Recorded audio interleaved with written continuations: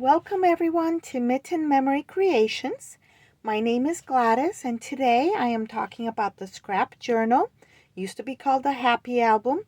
It is 6 3/4 by 10. It's a smaller, more portable size. Don't worry, the 12 by 12 isn't going anywhere and the 8 by 8 isn't going anywhere. This is simply a easy to carry, create a travel journal, create a special event journal, just something, a brag book, I would say. Something smaller, easier to have with you. Now, this is the boysenberry. I thought it was the perfect fall color for all of our fall activities. We do the maze, we do pumpkin picking, apple picking. We go to the fall festivals at the different farms in our area. So I chose that color. Now, subscribe to my channel and let me know if you would like a copy of today's layout. This has been created by me for the 6 3/4 by 10, perfectly sized to fit 5 pictures. And you get the layout for today as well as the legend so you know what each symbol stands for. So let me know if you would like it and I will make sure that you get the link for it. Now, this is usually an embellishment and I have decided, because I am in love with the inks that I opened up yesterday on my other video, that I'm going to be using that as my embellishment. So the first thing that I did, and you can probably tell, is I went in with the potter's clay. There we go. And I just slightly inked the whole page. I decided I wasn't going to wallpaper this page. I was going to ink it to give it some depth and dimension. And I'm sure on other pages I will wallpaper. It's my usual standard. But I really like the inks and I wanted to work with them. Now my paper pack that I'm using, I'm actually using the Croptober and the Harvest that just came out. So the Grateful Harvest, and they're complement each other beautifully. It's a fall themed and it's absolutely gorgeous, and it goes with the inks, so everything just works well together. Now to do the first layer of embellishments, I put down the first block of paper, which is 6 3/4 by 1 1/4, and then I just taped my stencil right above it. So, and you can see that I went to the second page to give that continuation. Leaves fall where they fall. They don't stay in your yard. They go into your neighbor's yard. And that was my theory behind this, was that the leaves were going to fall off the page. So that's why you can see right there is the dividing line. And I'm going to do the same up here, which is where this embellishment's supposed to be, next to the title. So I already put that just to give it a dimension of where it's supposed to be. That's that right there. And now I'm coming in first with the rich cocoa. Always just enough to give it some shadowing and some depth, followed by what is quickly becoming my favorite color, which is this potter's clay. It's a beautiful brown. It's perfect for fall, and it layers beautifully on top of the rich cocoa.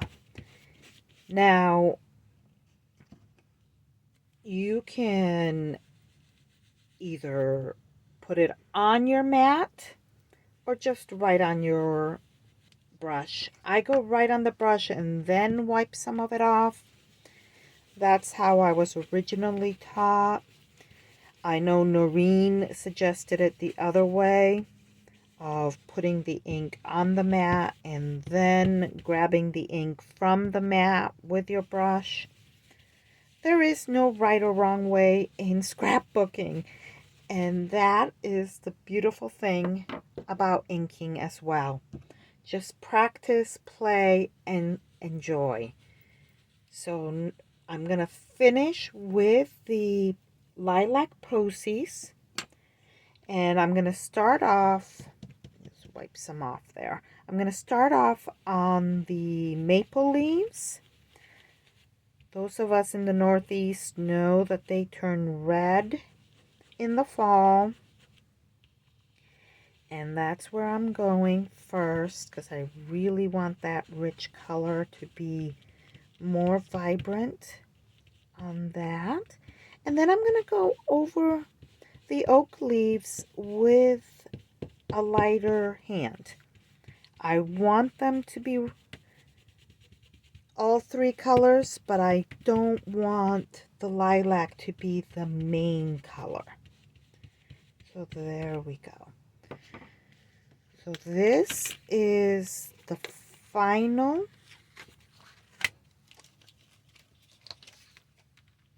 and you can see how those leaves go into the next page. There is going to be a slight gap when the strap is there, but that just makes it even better.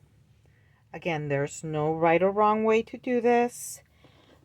I have all the cut pieces already, so come with me while I put them on the page.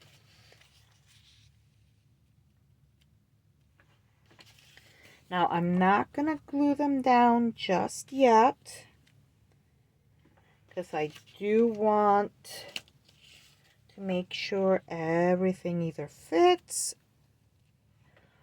or that I don't change my mind, because just because I have a sketch and a layout doesn't mean that I'm going to stick to it 100%, even though I did make this sketch myself. I am known for changing things immediately or changing them as I'm working on them, but rarely do my sketches match 100%. So I have that according to the layout going there. And then I have these rectangles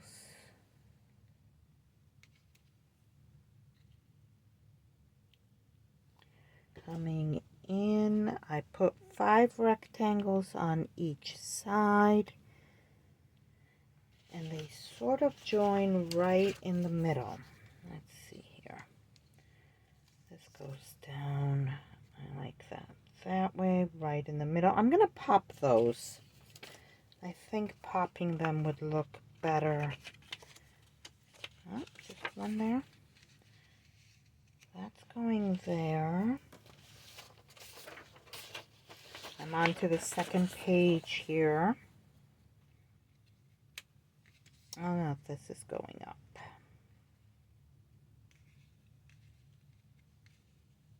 Right about there.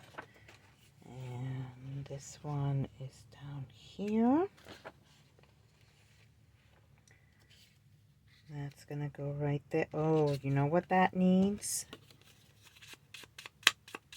That needs the edges to be inked.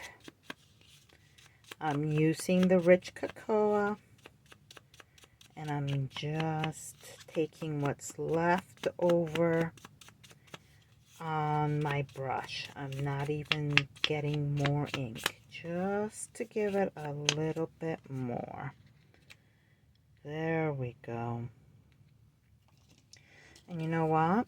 It's making me want to ink everything. So I think I'm going to do that. Let's see. I think I'm going to put that the other way. Right on the edge there.